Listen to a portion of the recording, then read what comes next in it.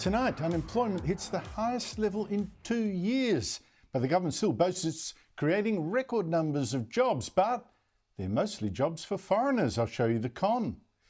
And an amazing spy story claims that Australia was part of a CIA plot to spy on Donald Trump, involving one of our top diplomats. This is illegal spying and it's illegal election interference. Plus, Barnaby Joyce will be along. I'll ask him about the pressure he's under to step down after being found flat on his back in the street. Is that fair? Will he give in? Also, more heritage madness. I'll talk to a landowner facing jail for disturbing a supposed rainbow serpent by building this small bridge over a creek to get out of his own property. And Graham Linehan, the creator of the Father Ted series, on how his life's been ruined by the trans lobby cancel culture. Plus my whiskey of the week and the best book on war you could ever read, because I think I should send it to Penny Wong, who today made out she knows all about war, more than do Israel's generals.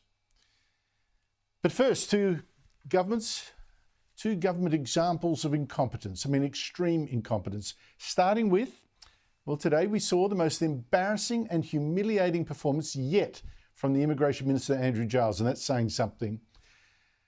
Last year, the government promised to contact the victims of the foreign criminals who was letting out of immigration detention after a High Court decision.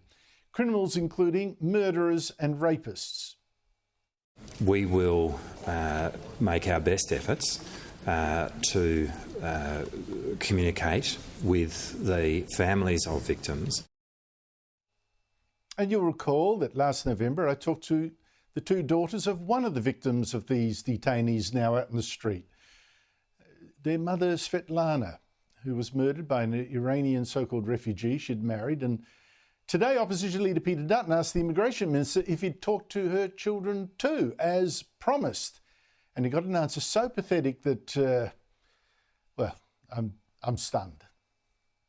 I asked the Minister for Immigration why the family I referred to earlier, the victims of who lost their mother and mother-in-law to a murderer, Tony Kelleher, why hasn't that family been contacted? If the Leader of the Opposition has the relevant contact details, I'd be very pleased to speak with any affected family members immediately after question time. The Minister asking the Opposition to pass on the phone number so he can call the family he promised to call last year? Oh, by the way, Minister, if you still don't have their number, I do. I'll give it to you. Just give me a call. And if that wasn't terrible enough, it got even worse, if possible. How many victims or families of victims are still yet to be contacted? If he cannot, will the Minister do the right thing, apologise and resign? I have contacted those victims who have contacted me. So this Minister has contacted people who actually contacted him.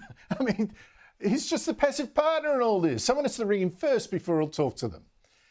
I could go on about this guy, but seriously, what more needs to be said? Just go.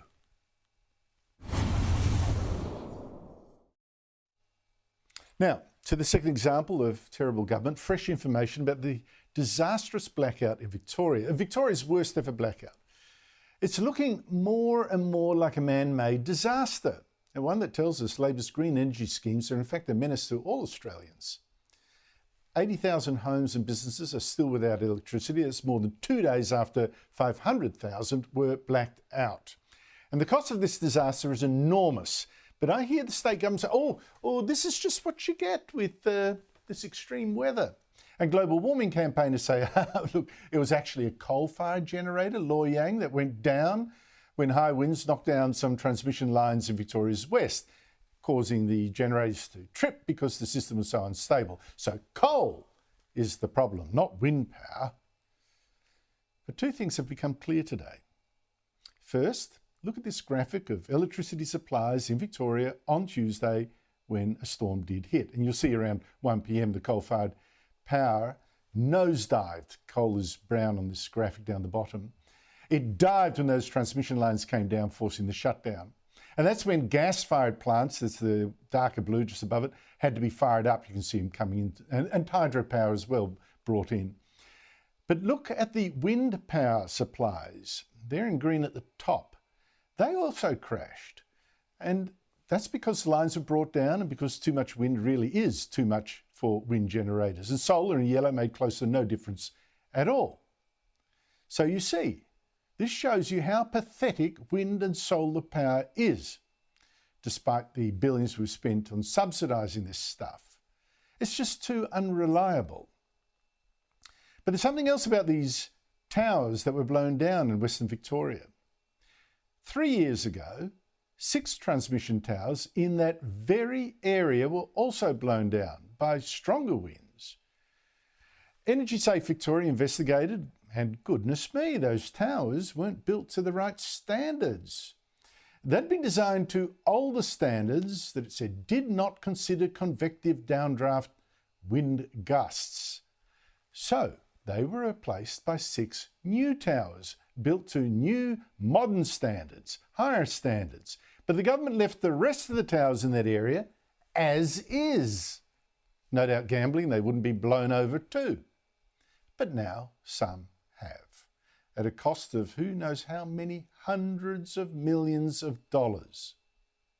Now, if you think, no government would be that crazy, you are talking about a government with renewable energy targets so crazy indeed that a paper on the Department of Energy, Environment and Climate Action's website says it could require up to 70% of Victoria's agricultural land to host the wind and solar farms necessary, unless it said the government built wind farms out at sea instead. Funnily enough, that paper's now been deleted from the website. Too embarrassing. So no, this blackout is not the result of global warming. It's the result of governments making the wrong calls and spending billions on things like wind farms rather than things that would keep on the lights. And that is a warning to all Australia.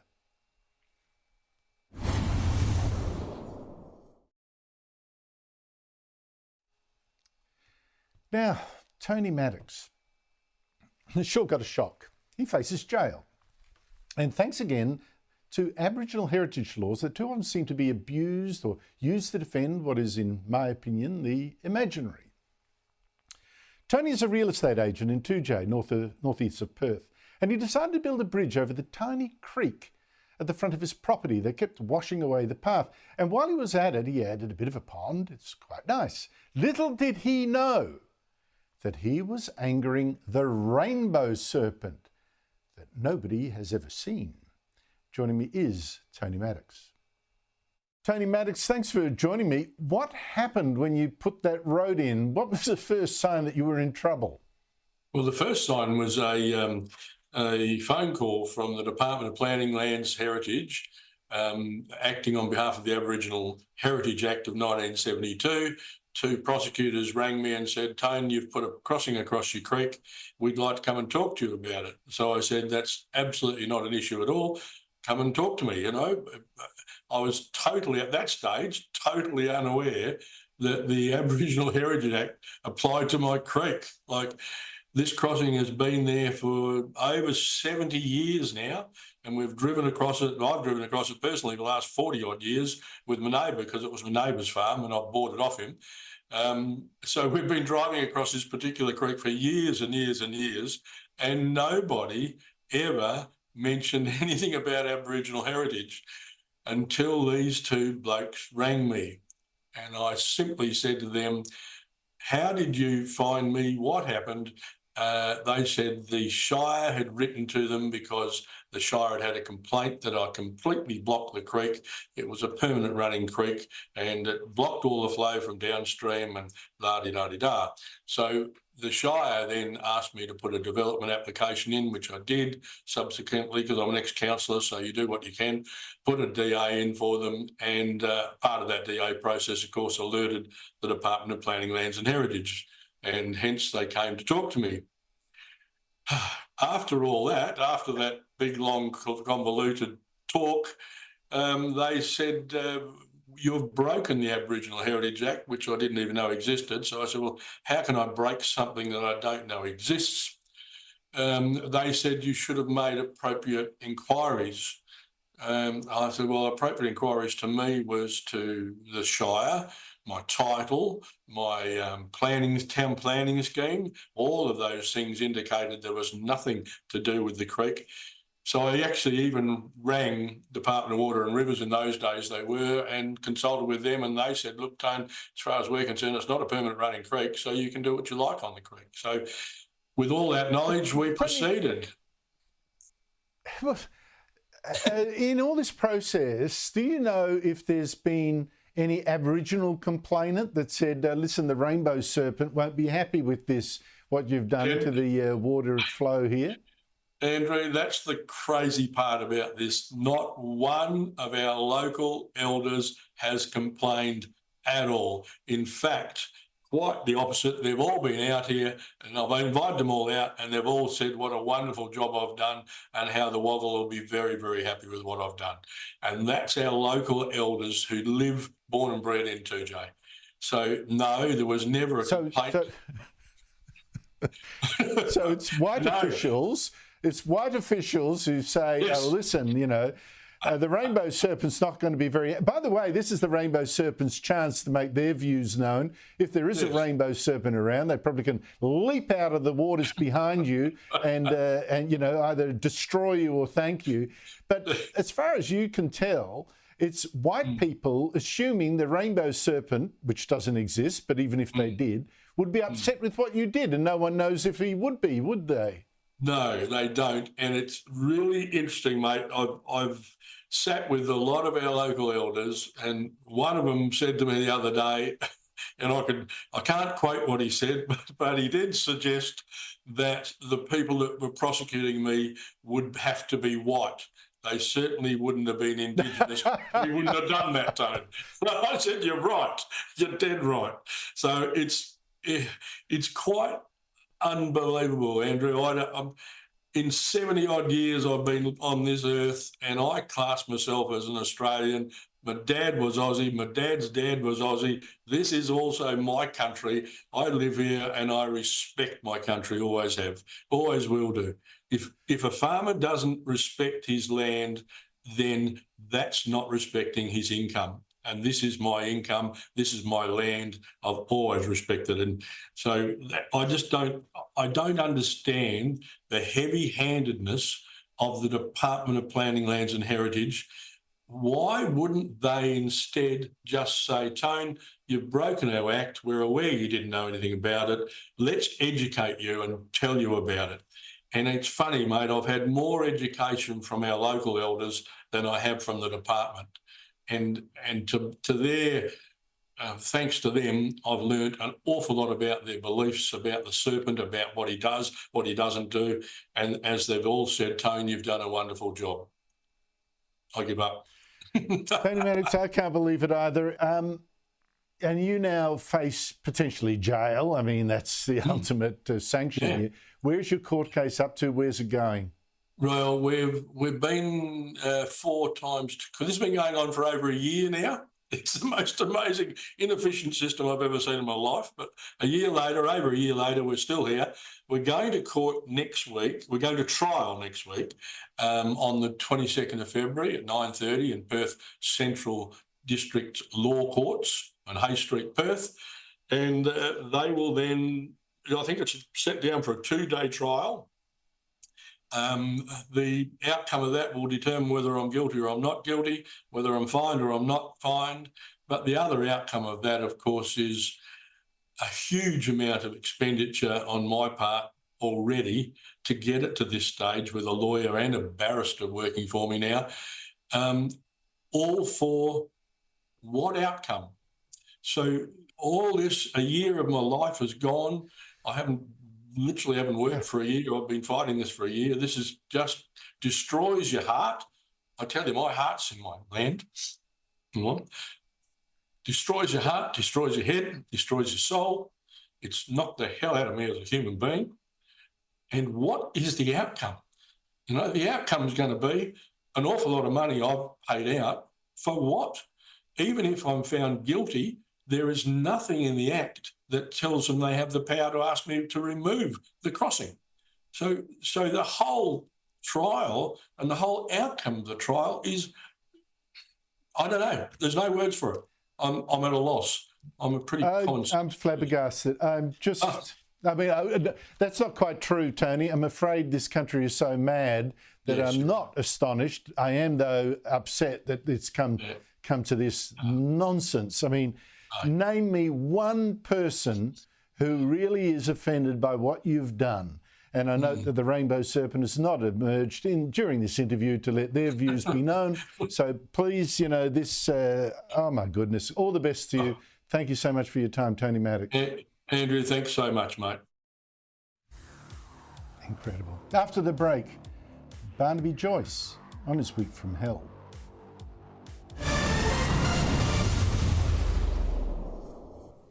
Joining me, as on every Thursday, is Nationals frontbencher Barnaby Joyce, the former Deputy Prime Minister.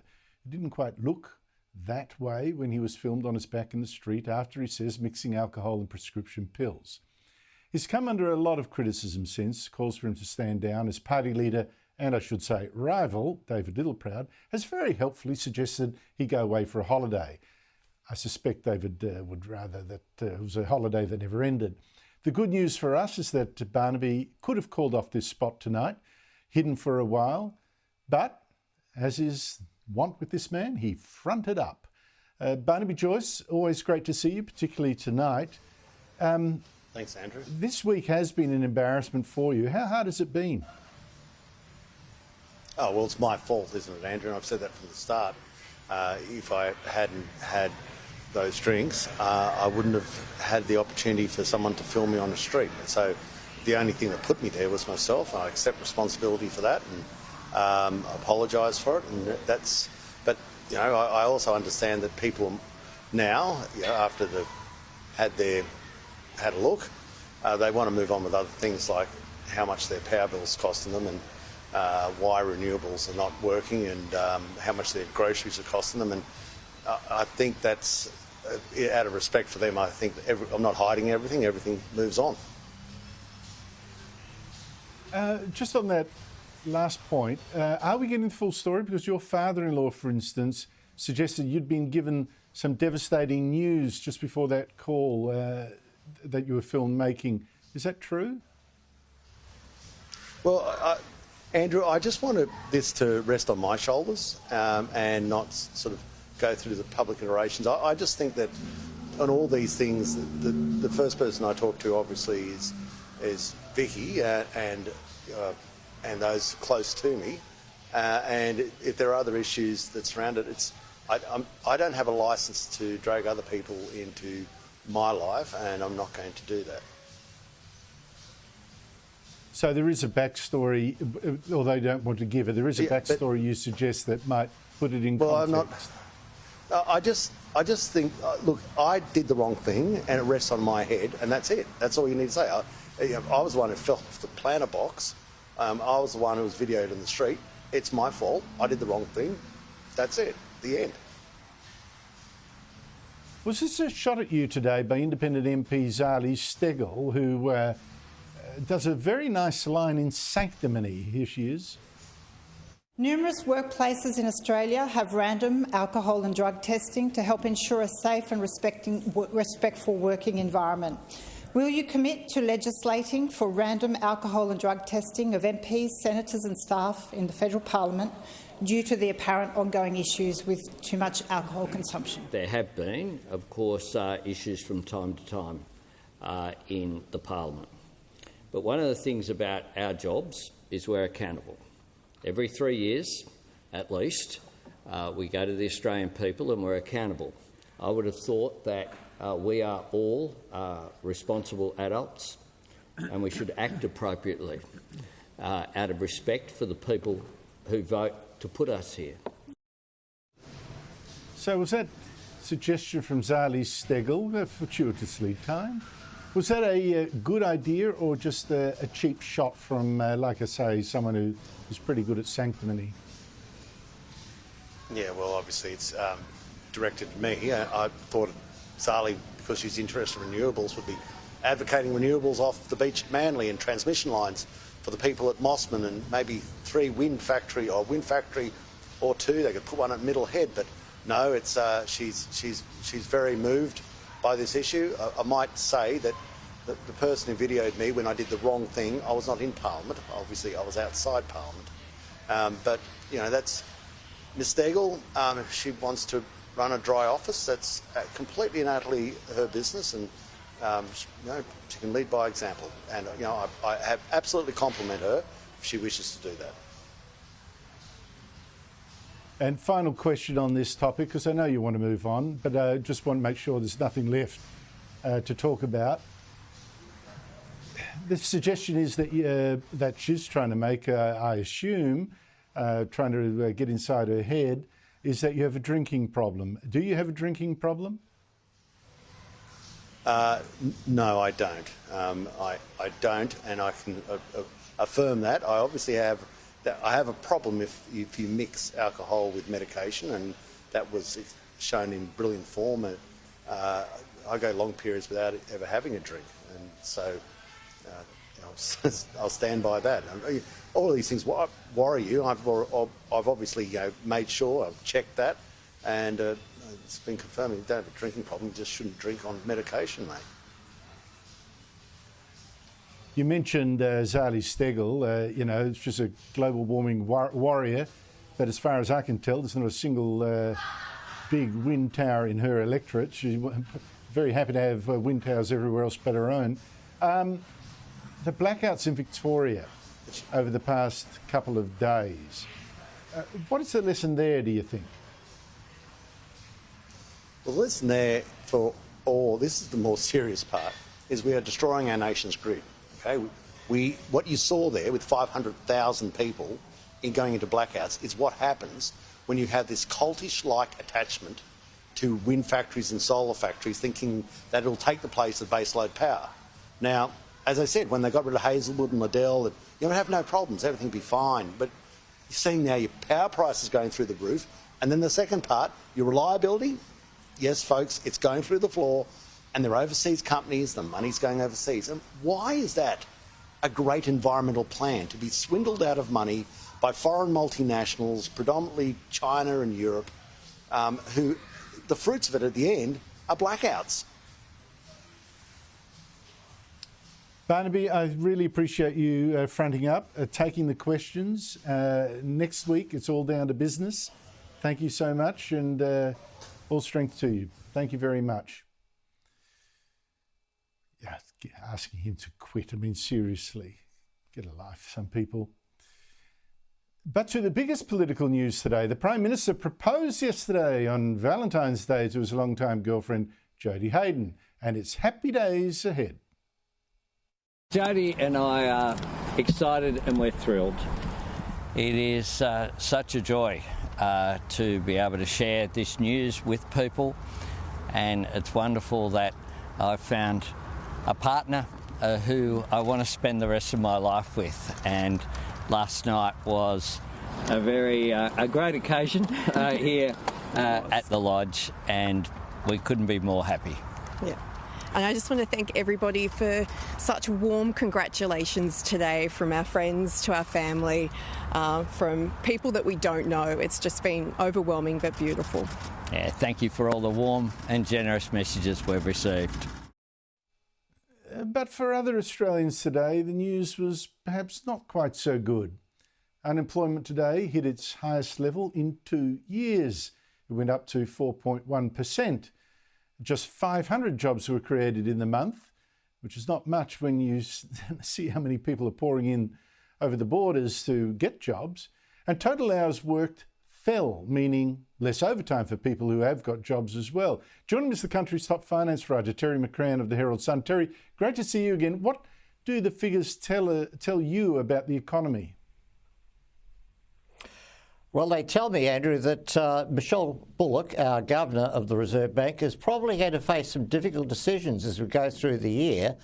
And she was there at the Senate estimates today, giving what I thought was a pretty polished performance. All her public appearances to date have been, I think, polished. She's projected calmness, she's protected focus, she's protected control. She knows what her task is. Her fundamental task is to get inflation down. For most Australians, that's been the big issue. Obviously, high inflation, high food prices, high power prices, etc., married to the rise in interest rates, which is the primary tool to try and bring that inflation down. But what those jobless numbers told us today was that maybe Australians are going to have two problems through 2024. Continued high inflation, not as high as it has been through 2022 and 2023, but now also the prospect of losing your job. I mean, that's the combination everybody individually doesn't want to see, and nor is it a good combination for the country, because it would make the task of addressing these problems that much more difficult. Do you focus on trying to beat inflation down? Do you try to focus on trying to fight the rising unemployment? Or do you try to do both? So far, in a sense, we've had it relatively easy. We've had one target, getting inflation down. 2024 tells us it's going to get a lot more complicated. I suspect so. Probably go over the Reserve Bank's forecast of 4.3, if it's already at 4.1, 4.3 by the end of the year, they reckon. The Treasurer today tried to look for the silver lining, Terry. Here he is. Since we were elected, we still have the fastest jobs growth compared to any major advanced economy. Terry, is that actually a con? Because yes, it's true, they're not creating jobs. Jobs are being created by people in business, really, but we're getting more jobs. But most of them are actually being taken up by foreigners. We've got more than 500,000 immigrants coming in the last financial year, for instance. So the job creation brag, I don't know if that holds much water. In fact, you wonder about the immigration level when unemployment is rising like this.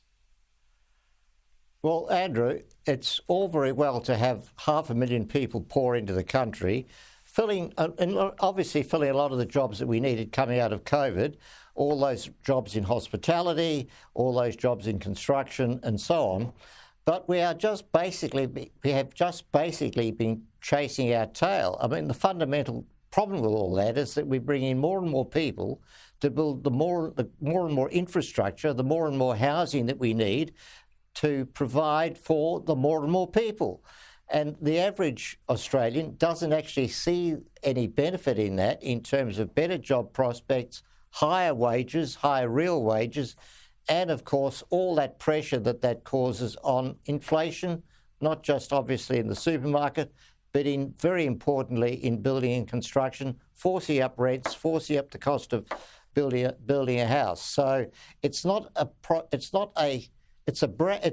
boast, but it's not one that actually boasts, which says Australians are getting better. Australian living standards are rising as a consequence. You just described the Ponzi scheme, in fact. Terry, finally, talk about waste. The government is going to spend $40 million on the easiest job in the world. It's going to hire people for up to $150,000 a year each to sell its tax cuts to voters. What's to sell? You just put the money in people's pockets. They're going to say thank you. I mean, this seems absurd. Why a selling job? I'd use a different word, Andrew. Outrageous. This is pure politics. This is the government using taxpayer money to promote the Labor Party. Because, as you say, there's nothing, the citizen doesn't have to do anything. They just sit there and the tax rates change on July 1, assuming it happens, and they get more income left in their own income left in their pocket. It's got nothing to do with normal advertising, which is trying to help you understand something and actually do something when you have to do something in order to get a benefit. It is totally and unacceptably outrageous. It is a theft from the taxpayer, a bit like the red shirt scandal of Daniel Andrews. Labor's got a habit of making the taxpayer pay for their own political campaigns. Terry McCrann, thank you so much indeed for your time. It's just disgusting, isn't it? $40 million they just heist from your pocket to do their ad campaigns for them. After the break, Australia accused of spying against Donald Trump in one of the most bizarre spy cock-ups of our time.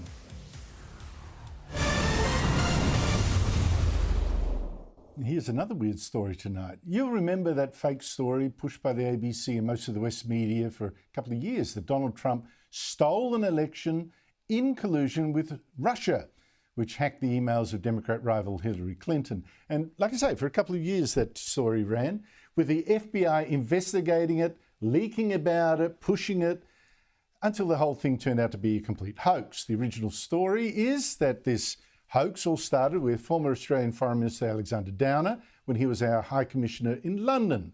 For some strange reason, he agreed to have drinks with some little-known Trump campaign worker, a stranger, George Papadopoulos, who he said told him about the Russians having dirt on Clinton. Downer told the Turnbull government, also told the American embassy in London off his own bat, and then the FBI investigation kicked off. They said it's all because of this Australian diplomat. Not so, says now the American author, journalist and academic Michael Schellenberger. He says he's got new information from high up that the whole thing was kicked off by the CIA, which actually asked for Australia's help to spy on Trump and people associated with him. The story, as you mentioned, was that, we were just informed by foreign intelligence about this. Our sources tell us a very different story, which is that this was initiated by the U.S. government. It came from within the U.S. government's intelligence community, including the CIA, that they asked the so-called Five Eyes nations intelligence agencies, that's the other English-speaking nations, including Britain and Australia, to spy on 26 Trump associates, or at least they had a list of the 26 associates that were identified. This is new information. Some people have theorized about this and speculated about it. We feel very confident that our sources were in a position to know and are very credible in this report. And it's obviously a very serious allegation because this is illegal spying and it's illegal election interference. And George Papadopoulos, the Trump campaign worker, has always said he felt Downer was indeed spying on him. What I believe he was doing was spying on me. It's as if I was there being interrogated and profiled by an intelligence officer, and that's exactly what I left that meeting thinking. But Alexander Downer, our former foreign minister, has always said that's just the conspiracy theory. He simply passed on information that he thought was damaging to the West, as any loyal Australian would do. This sort of idea that there is a kind of ASIS, ASIO, MI6, MI5, FBI, CIA, Ukrainian government or something like that. I can't remember all the countries that are meant to be involved. Some conspiracy to bring down the Trump administration, that this is treason, that I should be in Guantanamo Bay. I mean, it's a little bit sad that people take that kind of thought seriously. I've always tended to believe Alexander Downer here, actually, but Schellenberger does say more information is coming. Let's see what he's got. Joining me is the panel, James McPherson of The Late Debate here on Sky News at 10 p.m, and Louise Elliott, business consultant and Hobart City Councillor. James, like I said, I tend to believe Alexander Downer, especially since he was given a spray by Malcolm Turnbull, as Prime Minister, for telling the Americans about Papadopoulos' tip, which Papadopoulos denies giving. But the problem here is that the CIA and FBI did indeed tie up Trump for years in defending himself from a crazy conspiracy theory that was actually first put out there by Hillary Clinton's campaign using a dossier of information the Democrats actually paid for. What do you make of all this? Well, before we get to these incredible allegations, the bigger point here is that trust in public institutions throughout the West is now so low, you don't know what to believe anymore. And that's a big problem because we're entering a very dangerous phase of human history where Western governments may be called upon to ask citizens to make big sacrifices, and woe betide a government that tries to do that when the public are cynical and don't believe a word they're being told. So that's a big problem. As to these allegations, I mean, they're asking us to believe that the CIA was weaponised to destroy a political opponent component. Now, you might believe that about the Obama administration, but further we've got to believe that ASIO are implicated in this, in spying on an American electoral candidate. That's a big call and has implications for Australia if it's true.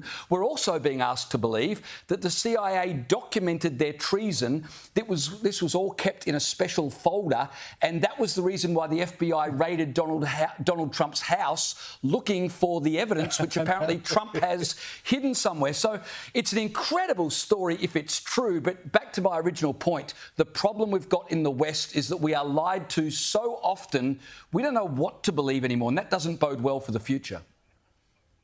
Now, James, you actually make good points to add to my scepticism, except for this, of course, we must remember that 51 former top intelligence officials, including a couple of people of the CIA, falsely issued a statement saying that Hunter Biden's laptop, the son of the president, was Russian disinformation, when in fact it was true and it was embarrassing and it implicated the whole Trump family in peddling their influence. So let us remember that.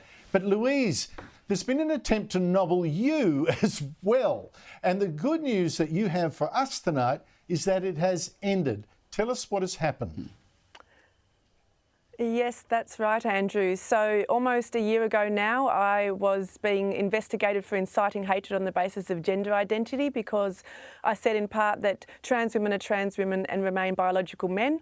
And nearly a year later and many, many thousands of dollars in legal expenses, that complaint's now been recently withdrawn. Surprise, surprise. Once someone has to do something rather than just send off a couple of aggrieved emails, when they actually have to put some effort in and start to front up to a tribunal, knowing that I'm prepared to take it as high as it needs to be through to the High Court, if so, the complaint's magically withdrawn. So what's really at the heart of this is it's another tactic to try and silence people who some people disagree with, and silence people who are speaking the truth and have a fair and valid opinion. And all along, Mike, people expect complaints like this, but what happens, and it comes back to that institution point earlier in trusting institutions, is I'm particularly concerned that the Equal Opportunity Tasmania, the anti-discrimination body down here in Tasmania, accepted the complaint. Fair enough, complaints will come in, but to waste people's time, money and taxpayer resources on something so ridiculous is something I'll be definitely taking up and pushing back harder on.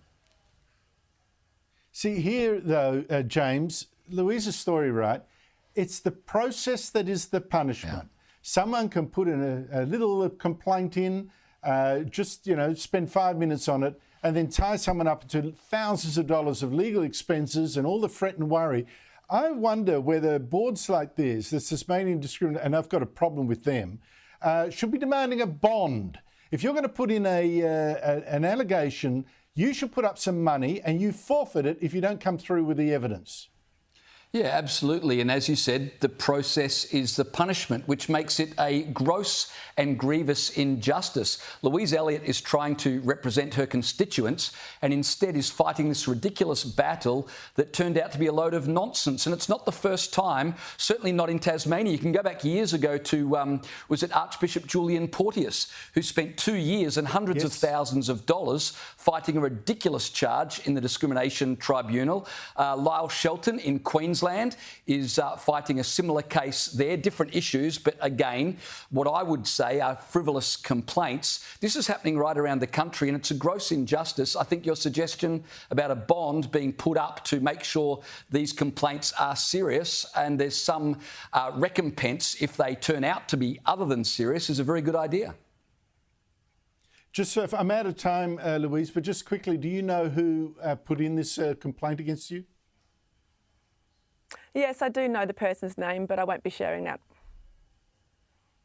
Yeah, you see, we're all very nice about them, but meanwhile, your good name is dragged through the mud. I mean, it's just unbelievable. Louise, thank you so much for that good news and congratulations. Louise Elliott, James McPherson, thank you both for your time. Really appreciate it.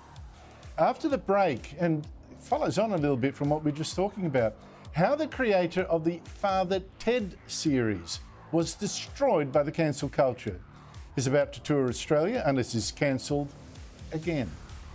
And my whiskey of the week, plus a book tip, especially for Penny Wong, who today was acting like she thought she was a military expert, giving Israel military advice.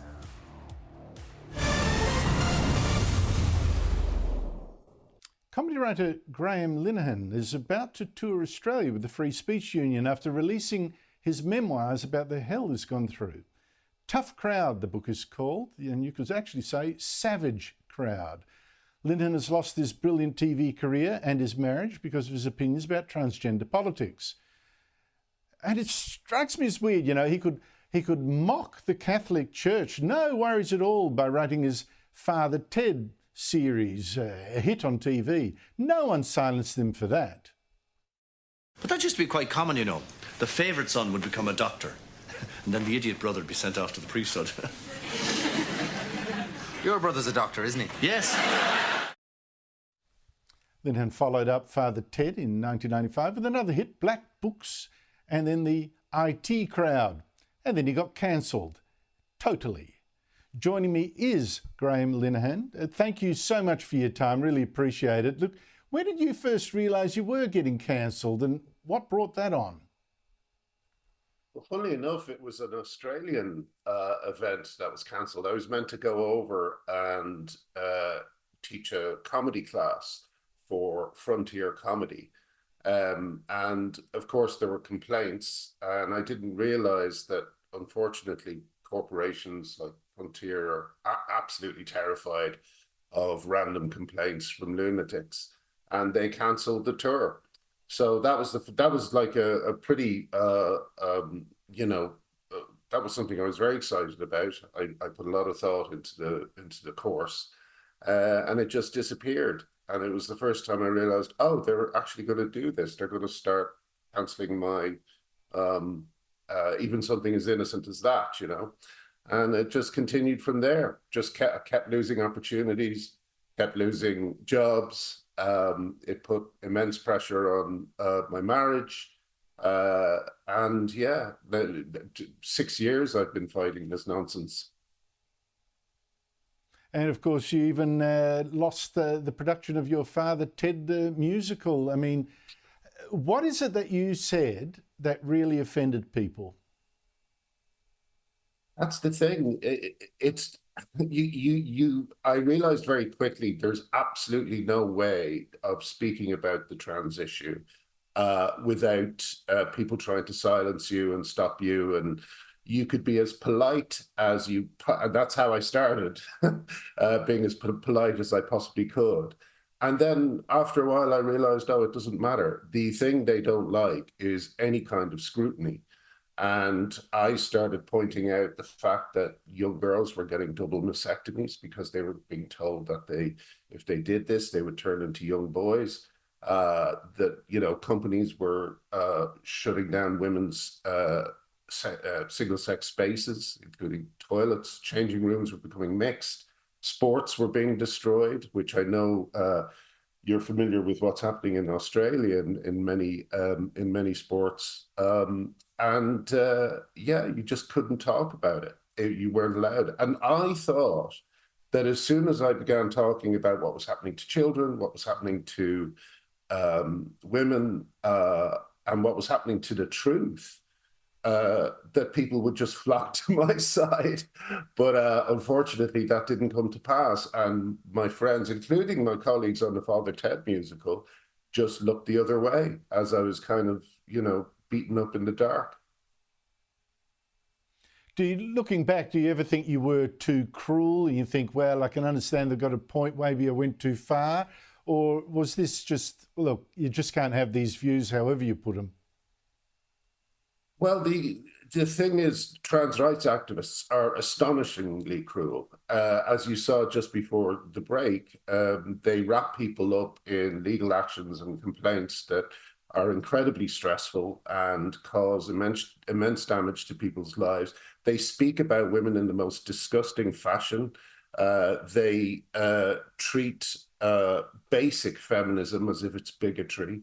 And so, again, there was absolutely nothing I've said that comes close to the death threats, the rape threats that the women I support have been receiving. I mean, the most visual and obvious example of that is J.K. Rowling. you know, where they did things like when she published a children's book, they published pornography under her tweets about her children's book. That's the kind of people we're up against. And I just think that, like, any time I used humor in the past to speak about a political issue or something I was concerned about, it was never a problem. No one cared. But as soon as I came for men who identify as women, they were considered holier even than priests were when we started writing Father Ted. And I don't agree with any sacred class being created. We saw what happened with the priesthood when that happened, and it's happening all over again with trans-identified people who are just normal people like the rest of us. Have you ever thought, Graham, that, you know, this has cost me too much, I better shut up, keep my opinions to myself? Many people do that now for sheer fear. I mean, I've never known this level of intimidation for not decades and decades. Yeah, it's almost like something like the McCarthy years. And I think what you just mentioned is one of the greatest problems. It's having a chilling effect, even on research. There's lots of researchers who are trying to look at the effects of testosterone on women's bodies, trying to look at the effects of estrogen on men's bodies. There's some terrible things that are coming up, like, you know, bone density and you know, things that these young people are not being told.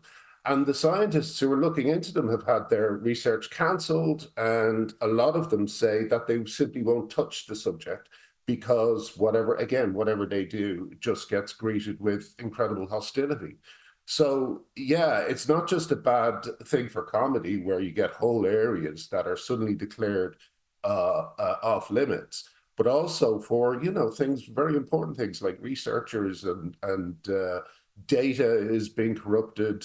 We all know, we all have experience of seeing newspapers name, like for instance, in the UK, we've had rapists called women, you know, called she and her. And it's an assault, it's a full frontal assault on reality and on women and on children. And I think we all have a responsibility to fight it. Well, you'll be doing that with your tour, which is set for in a couple of weeks with the free speech unions. The dates and venues are not being publicised precisely because of fear of people who will try to cancel you. We shall see if you make it here, and I hope you do. All the best to you, Graham Linehan, and congratulations for at least having the guts to fight. I appreciate that.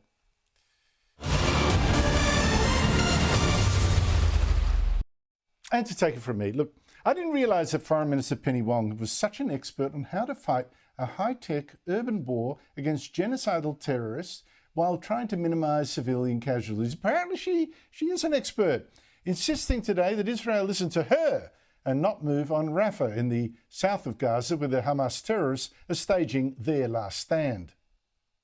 Australia believes this would be unjustifiable. Our message to Israel is listen to the world. Now, when Wong says it's unjustifiable, I think we're talking cross purposes. Israel wants to win this war, and Wong doesn't. She's just being political. She wants to keep in sweet with the Muslim voters and the hard left and you know, civilian casualties, without thinking, look, Hamas must be destroyed. But her comments do make me suggest a tip. My reading tip for this week. The most interesting thing that I've read lately on the war in Gaza is this essay by strategy consultant Edward Lutwak, Why Israel is Winning in Gaza. Fascinating data there, including this. Even though Hamas is fighting in home territory, it's hiding in booby-trapped tunnels, it's set all these traps to the Israelis, it has lost at the very minimum, this is the lowest possible number you could think of, 10,000 soldiers, dead or severely wounded. Minimum. Israel, in the invasion of Gaza, has lost fewer than 300. There's much more to be said about that another day, but if you want the best book on how to fight a war, ask General Jack Keane, who comes on this show, used to be Vice Chief of Staff of the US Army, and he says the book he got all his officers to read was Sun Tzu's The Art of War, written about 2,500 years ago, still valuable today, how to win without fighting, or if you must fight, how important it is to win with as few soldiers as possible. As always, go to the Robinsons Bookshop website, Look for my name and my book recommendations. You get it there. And Whiskey of the Week is Whiskey Nicker from the Barrel, 51%. It's done by the guy that brought, originally, whiskey to Japan. Went to Scotland in 1918, married a Scottish woman, brought it, and terrific. It's wonderful. It's blended like a chemist. He was a chemist, so it's not normal whiskey that you stick in a barrel and that is mixed. That's it from me. Happy birthday to James. Harry Marks in his next. Good night.